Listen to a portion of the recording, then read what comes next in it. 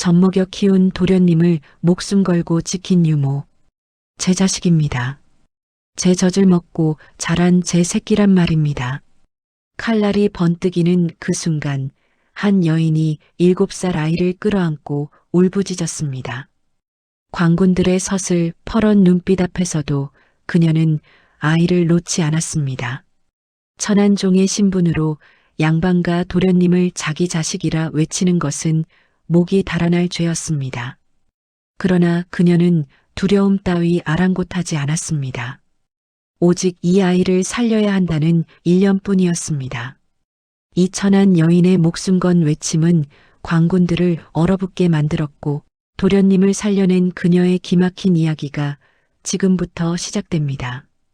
덕인애는 본래 기구한 팔자를 타고난 여인이었습니다. 23세 남편을 여의고 갓 태어난 아들마저 역병에 잃었습니다. 하늘이 무너지는 슬픔 속에서 그녀는 매일 밤 젖이 불어 터지는 고통을 견뎌야 했습니다. 먹일 아이도 없이 흐르는 젖은 그녀의 눈물과 함께 옷깃을 적셨습니다. 그러던 어느 날 대감댁 안방마님이 난산 끝에 아들을 낳았습니다. 그러나 산후 몸조리가 좋지 않아 젖이 나오지 않았습니다. 갓난아기는 밤새 울어댔고 대감댁은 급히 유모를 구했습니다. 그렇게 덕인애는 대감댁에 들어가게 되었습니다. 처음 아기를 품에 안았을 때 덕인애의 심장이 멎는 듯 했습니다. 죽은 제 아들과 닮은 이목구비, 작고 여린 손가락이 그녀의 손을 움켜쥐었을 때 덕인애는 알 수 없는 눈물을 흘렸습니다. 이 아이는 하늘이 제게 다시 주신 자식이다. 그녀는 마음속으로 그렇게 다짐했습니다. 죽은 제 자식처럼, 아니 그보다 더한 정성을 다해 아기를 키웠습니다.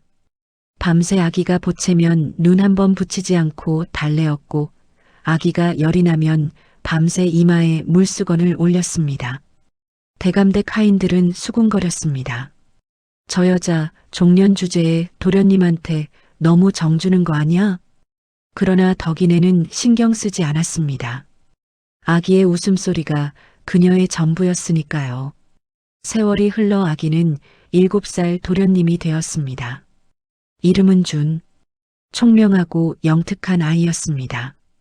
준은 친어머니보다 유모 덕인애를 더 따랐습니다. 밥을 먹을 때도 잠을 잘 때도 덕인애 품을 찾았습니다. 유모, 나 유모가 제일 좋아. 도련님, 그런 말씀 마세요. 마님이 서운해 하십니다. 그래도 유모가 제일 좋은걸. 덕인애는 꾸짖는 척하면서도 가슴 한켠이 따뜻해지는 것을 느꼈습니다. 그러던 어느 날 하늘이 무너지는 일이 벌어졌습니다. 대감이 영모에 연루되었다는 죄명을 뒤집어 쓴 것입니다. 실은 간신배들의 모함이었으나 증거라며 꾸며낸 문서들 앞에서 대감은 속수무책이었습니다. 하룻밤 사이에 대감은 참수당했고 마님은 자결했습니다. 화려했던 대감댁은 순식간에 아수라장이 되었습니다. 광군들이 들이닥쳤을 때 하인들은 앞다투어 도망쳤습니다. 어떤 이는 주인의 물건을 훔쳐 달아났고 어떤 이는 본 적도 없다는 듯 외면했습니다. 오직 덕인애만이 남았습니다. 피투성이가 된 마님이 마지막 숨을 거두기 전 덕인애의 손을 붙잡았습니다. 덕이야, 준이를 부탁한다. 제발, 마님, 내가 아니면 이 아이를 살릴 사람이 없다. 마님은 그 말을 남기고 눈을 감았습니다. 덕인애는 울음을 삼키며 맹세했습니다. 제 목숨이 붙어 있는 한 도련님은 제가 지키겠습니다. 광군들이 준을 끌고 가려 하자 덕인애는 아이를 끌어안고 외쳤습니다. 제 자식입니다. 제 젖을 먹고 자란 제 새끼란 말입니다. 천안종이 양반과 도련님을 자기 자식이라 주장하는 것은 있을 수 없는 일이었습니다. 광군들은 어이없다는 듯 웃었으나 덕인애의 눈빛에서 무언가를 느꼈습니다. 목숨을 건 어미의 눈빛이었습니다. 결국 광군들은 한 발 물러섰습니다.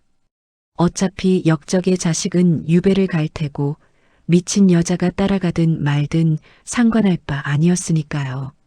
대감은 참수당하고 어린 도련님주는 역적의 자식이라는 죄명으로 머나먼 전라도 외딴 섬으로 유배를 가게 되었습니다. 모두가 덕이네를 미쳤다고 손가락질했습니다. 종의 신분도 아닌데 왜 스스로 지옥행 길에 따라붙느냐고. 그러나 덕이네는 보따리 하나를 메고 그 지옥 같은 유배길에 자원하여 따라 나섰습니다. 도련님 곁을 떠날 수 없습니다. 저 없이는 이 아이가 굶어 죽을 것입니다. 유배길은 처참했습니다. 살을 애는 칼바람이 몰아쳤고 험한 산길이 끝없이 이어졌습니다. 7살 아이의 작은 발에는 피가 배어 나왔습니다. 신발은 달아해지고 발바닥은 물집투성이가 되었습니다. 빨리 걸어. 해지기 전에 주막에 도착해야 한다. 포졸들이 재촉하고 위협했습니다. 그러나 어린 주는 더 이상 걸을 수 없었습니다. 유모, 발이 아파. 더 못 걷겠어. 덕이네는 아무 말 없이 준을 등에 업었습니다. 그녀 자신도 지칠 대로 지쳐 있었지만 내색하지 않았습니다. 도련님, 유모 등에서 주무세요. 눈 뜨면 따뜻한 곳에 가 있을 거예요. 그녀는 천리길을 묵묵히 걸었습니다. 등에 업힌 아이가 무겁지 않았습니다. 아니, 무거웠지만 힘들지 않았습니다. 이 아이만 살릴 수 있다면 그녀의 등은 태산처럼 단단해질 수 있었습니다. 주막에 도착해도 그들에게 주어진 것은 헛간 한 구석뿐이었습니다. 역적의 자식이라며 방을 내주는 곳이 없었습니다. 덕이네는 자신의 밥을 도련님에게 주고 차가운 밤바람을 온몸으로 막아내며 아이를 지켰습니다. 유모는 왜 안 먹어? 저는 속이 더부룩해서 생각이 없습니다. 도련님이나 맛있게 드세요. 덕이네는 거짓말을 했습니다. 사실 배가 고파 쓰러질 것 같았지만 아이 앞에서는 내색할 수 없었습니다. 밤이 깊어지자 덕이네는 소름 끼치는 대화를 엿듣게 되었습니다. 어차피 저 아이 유배지까지 갈 것도 없지 않나? 산중에서 처리하면 아무도 모르지. 그래, 역적의 씨는 빨리 없애는 게 나아. 내일 문경세제 절벽에서 밀어버리지 뭐. 포졸들이 유배지에 도착하기 전에 준을 죽이려는 음모를 꾸미고 있었습니다. 덕이네의 손이 부들부들 떨렸습니다. 밤새 눈을 붙이지 못하고 준을 끌어안고 있었습니다. 다음 날 험준한 문경세제에 도착했을 때 포졸 반장이 슬그머니 준을 벼랑 끝으로 유인하려 했습니다. 도련님, 저기 보세요. 저 아래 예쁜 꽃이 피었습니다. 정말? 준이 벼랑 쪽으로 다가가려는 순간 덕이네가 돌멩이를 쥐고 앞을 가로막았습니다. 이 아이한테 손 떼면 죽여버리겠습니다. 포졸들이 비웃었습니다. 미친년이 뭘 어쩌겠다고? 비켜. 칼을 뽑아든 포졸들이 다가오려는 순간 덤불 속에서 거대한 그림자가 튀어나왔습니다. 호랑이였습니다. 어른 2명은 좋게 삼킬 만한 거대한 상군이었습니다. 으르렁. 호랑이는 칼을 든 포졸들만 노려보았습니다. 노란 눈동자가 서슬퍼렇게 빛났습니다. 혼비백산한 포졸들이 비명을 지르며 도망쳤습니다. 신기하게도 호랑이는 덕이네와 준에게는 눈길도 주지 않았습니다. 마치 갈 길을 터주듯 유유히 숲속으로 사라졌습니다. 덕이네는 호랑이가 사라진 방향을 향해 깊이 절했습니다. 산신령님 감사합니다. 이 은혜 평생 잊지 않겠습니다. 우여곡절 끝에 도착한 유배지는 전라도 끝자락의 외딴 섬이었습니다. 풀 한 폭이 제대로 자라지 않는 척박한 바위섬이었습니다. 마을 사람들은 역적의 가족이라며 싸늘하게 등을 돌렸습니다. 저것들 근처에 가지 마라. 재수 없다. 손가락질과 침 뱉는 소리가 이어졌습니다. 덕이네는 준의 귀를 막아주며 묵묵히 폐허 같은 유배소로 향했습니다. 구멍 뚫린 지붕, 거미줄 가득한 벽, 쥐가 뛰어다니는 바닥. 사람이 살 수 없는 곳이었습니다. 그러나 덕이네는 한숨 대신 소매를 걷어붙였습니다. 지붕에 구멍을 막고 벽에 틈을 메우고 바닥을 쓸었습니다. 밤새 일해서 그나마 사람이 잘 수 있는 공간을 만들었습니다. 잠자리는 마련되었으나 식량이 바닥났습니다. 덕이네는 굶주린 준을 위해 밤늦도록 마을을 돌며 구걸했습니다. 대부분 문전박대를 당했지만 그녀는 포기하지 않았습니다. 마침내 한 노파가 불쌍히 여겨 보리밥 한 덩이를 주었습니다. 덕이네는 그것을 소중히 품에 안고 돌아와 준에게 주었습니다. 도련님, 맛있게 드세요. 유모는 저는 속이 더부룩하여 생각이 없습니다. 또 거짓말이었습니다. 배에서 꼬르륵 소리가 났지만 준이 들을까봐 배를 꾹 눌렀습니다. 준은 유모의 무릎을 베고 잠이 들었습니다. 덕이네는 아이의 얼굴을 내려다보며 눈물을 삼켰습니다. 도련님, 제가 반드시 살려낼 테니 조금만 참으세요. 다음 날부터 덕이네의 처절한 생존 전쟁이 시작되었습니다. 동이 트기도 전에 갯벌로 나가 조개를 캤습니다. 발목까지 빠지는 갯벌에서 허리가 끊어져라 일했습니다. 거친 조개 껍데기에 손이 베어 피가 났습니다. 그래도 멈추지 않았습니다. 낙지를 잡고 미역을 뜯고 팔 수 있는 것은 무엇이든 모았습니다. 저녁이 되면 그것들을 시장에 내다 팔았습니다. 푼돈이었지만 그 돈으로 쌀을 사고 책을 샀습니다. 밤에는 호롱불 아래 천자문을 펼쳤습니다. 도련님, 따라 읽으세요. 하늘 천 따지, 하늘 천 따지. 때로는 눈물을 삼키며 회초리를 들어야 했습니다. 도련님, 틀렸습니다. 다시 하세요. 유모, 왜 나한테 이래? 나 힘들어. 도련님, 지금 힘든 건 아무것도 아닙니다. 훗날 억울함을 풀려면 배워야 합니다. 그를 알아야 벼슬에 오르고 벼슬에 올라야 아버님의 명예를 되찾을 수 있습니다. 덕이네는 준이 원망해도 멈추지 않았습니다. 이 아이가 살아남으려면, 다시 일어서려면 반드시 배워야 했습니다. 어느 날 마을 아이들이 준을 에워쌌습니다. 야, 역적 아들. 더러워, 저리 가. 아이들이 돌을 던지고 흙을 뿌렸습니다. 준의 이마에서 피가 흘렀습니다. 그때 덕이네가 짐을 내팽개치고 달려왔습니다. 평소 비굴할 정도로 머리를 조아리던 그녀가 성난 암사자처럼 변했습니다. 너희들, 감히 우리 도련님한테. 아이들은 겁에 질려 도망쳤습니다. 덕이네는 피 흘리는 준의 무릎을 닦아주며 울었습니다. 도련님, 죄송합니다. 제가 지켜드리지 못해서 죄송합니다. 어린 준은 오히려 유모의 눈물을 닦아주었습니다. 유모, 울지 마. 나 안 아파. 세월이 흘러주는 10살이 되었습니다. 그 사이 새로 부임한 고을 사또 최가는 유배인들을 쥐어짜 재물을 모으기 시작했습니다. 덕이네가 피땀 흘려 모은 돈마저 세금 명목으로 빼앗아 갔습니다. 갈 게 없다고? 그럼 저 아이를 데려가지. 최가의 하인들이 준을 끌고 가려 하자 덕이네는 품에서 무언가를 꺼냈습니다. 옷가락지였습니다. 마님이 돌아가시기 전 맡겨주신 마지막 유품이었습니다. 이것을 드릴 테니 제발 도련님의 책만은 건드리지 말아 주십시오. 옷가락지를 빼앗긴 뒤에도 덕이네는 준 앞에서 태어난 척 밥상을 차렸습니다. 도련님, 걱정 마세요. 밥 먹고 힘내서 다시 시작하면 됩니다. 그날 밤 준은 유모의 거칠어진 손을 붙잡았습니다. 갯벌에서 일하느라 손은 갈라지고 굳은 살이 박여 있었습니다. 유모, 내가 반드시 성공할 거야. 유모 호강시켜드리고 잃어버린 가락지도 찾고 아버지 어머니 명예도 되찾을 거야. 약속해.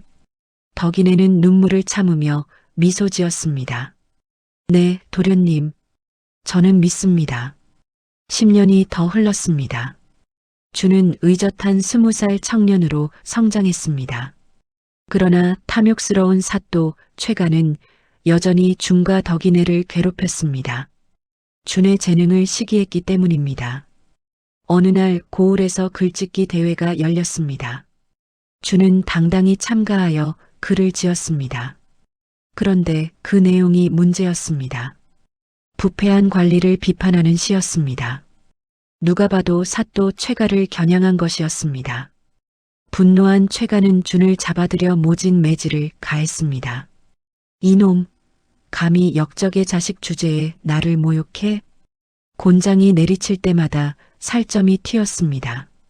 준은 이를 악물고 비명을 참았습니다. 그때 덕이네가 뛰어들었습니다. 도련님, 이성을 잃은 그녀는 형틀 앞으로 달려가 피투성이가 된 준의 몸 위로 자신의 몸을 던졌습니다. 저를 치세요. 제발 도련님 대신 저를 치세요. 최가는 비웃었습니다. 좋다. 남은 매 50대를 내가 대신 맞겠다면 저놈을 살려주마. 덕이네는 주저없이 형틀 위에 올라갔습니다.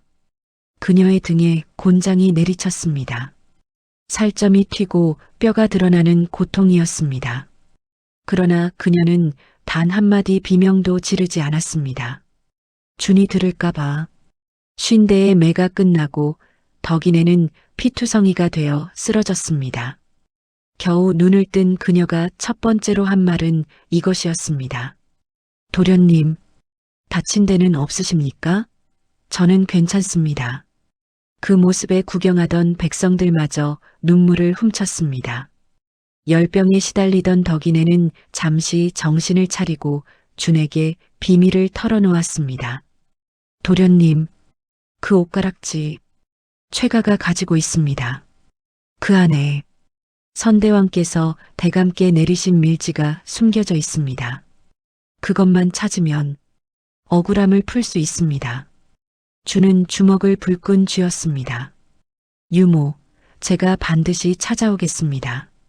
더 이상 나약한 선비로 남지 않겠습니다. 칠흑 같은 어둠 속 준은 복수의 칼날을 품고 관아 담장을 넘었습니다. 최가의 침실에 잠입한 그는 자개함에서 옷가락지를 찾아냈습니다. 바로 덕이네가 빼앗겼던 그것이었습니다. 인기척의 잠에서 깬 최가가 소리쳤습니다. 누구냐? 무사들아. 무사들이 칼을 빼들고 달려왔습니다. 준은 궁지에 몰렸습니다. 그러나 그는 옷가락지를 높이 쳐들었습니다. 멈춰라. 준은 옷가락지를 바닥의 재떨이에 내리쳤습니다. 산산조각이 난 가락지 안에서 돌돌 말린 얇은 비단 1000조각이 떨어져 나왔습니다. 이것은 선대왕께서 아버님께 내리신 밀지입니다. 아버님의 영모는 간신배들의 음모였다는 증거입니다. 최가의 얼굴이 사색이 되었습니다. 저놈을 죽여. 그 비단을 태워버려. 무사들이 준을 향해 칼을 휘둘렀습니다. 준이 구석으로 몰려 쓰러지려는 순간 관아를 뒤흔드는 거대한 함성이 울려 퍼졌습니다. 암행어사출 두요. 문이 박차고 열리며 마패를 든 사내가 들어섰습니다. 며칠 전 장터에서 덕이네에게 조개를 사주었던 허름한 선비. 그가 바로 암행어사였습니다. 전라 고을 사또 최가. 유배인을 학대하고 뇌물을 갈취한 죄. 내 죄를 내가 알렸다. 최가는 오줌을 지리며 머리를 조아렸습니다. 상황이 정리될 무렵 관아 마당으로 누군가 뛰어들어왔습니다. 덕이네였습니다. 몸을 제대로 가누지도 못하면서 달려온 그녀는 상처 입은 준을 끌어안고 통곡했습니다. 도련님, 도련님. 그녀는 깨진 옷가락지 조각과 비단을 확인하고 절규했습니다. 우리 도련님이 해냈습니다. 마님, 대감마님 보고 계십니까? 우리 도련님이 해냈습니다. 그 처절한 울음소리에 모두가 눈시울을 붉혔습니다. 이튿날 유배지 마을에는 맑은 햇살이 비쳤습니다. 10여 년간 준과 덕이네를 죄인 취급하던 마을 사람들은 고개를 들지 못했습니다. 그러나 덕이네는 그들의 손을 일일이 잡아주었습니다. 모두가 살기 팍팍하여 그런 것을 어찌 탓하겠습니까? 지난 일은 다 잊고 부디 평안하십시오. 한양에서 밀지를 확인한 임금은 준의 가문을 복권시키고 높은 벼슬을 하사했습니다. 준은 옛 집터로 돌아왔습니다.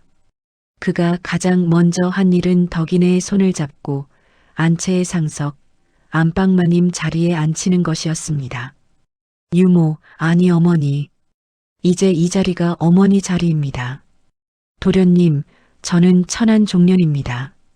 이 자리는 어머니, 저를 낳아주신 분은 친어머니시지만 저를 살려주시고 키워주신 분은 어머니입니다. 제 핏줄은 제 가슴으로 저를 낳아주신 어머니 당신뿐입니다. 권세가 회복되었다는 소식에 예전에 등을 돌렸던 친척들이 몰려들었습니다. 그러나 주는 단호하게 그들을 내쫓았습니다. 내게 가족은 오직 이분뿐이요. 내가 짐승의 밥을 훔쳐먹을 때 당신들은 어디 있었소? 어느 장날 주는 늙고 병들어 거동이 불편해진 덕이네에게 고운 꽃신을 사왔습니다. 그리고 무릎을 꿇고 직접 신겨드렸습니다. 어머니, 이제 이 꽃신 신고 꽃길만 걸으세요. 덕이네는 눈물을 흘렸습니다. 도련님, 어머니, 이제 저를 아들이라 불러주세요. 제 목숨을 살리셨고 제 영혼을 키우셨습니다. 부디 한 번만. 덕이네는 떨리는 입술로 말했습니다. 아, 아들아. 주는 어머니를 끌어안고 오열했습니다. 그날 이후 주는 바쁜 와중에도 덕이네의 안부를 살피고 맛있는 음식을 먼저 드리고 늙은 어머니를 등에 업고 나들이를 다녔습니다. 사람들은 그를 천하의 효자라 칭송했습니다. 덕이네는 아들의 지극한 효도를 받으며 10여 년을 평안하게 살았습니다. 어느 봄날 벚꽃이 흩날리는 날 그녀는 아들의 품 안에서 행복한 미소를 지으며 눈을 감았습니다. 아들아, 고맙다.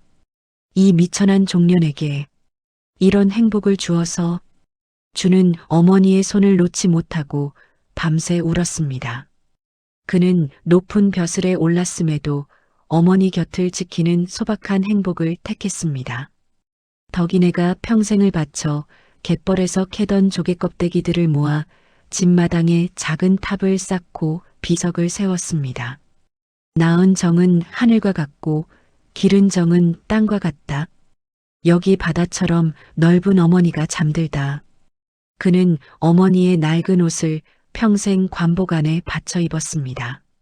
백성을 위한 정치를 할 때마다 그는 어린 시절 자신을 업어주던 그 따뜻한 등의 온기를 기억했습니다.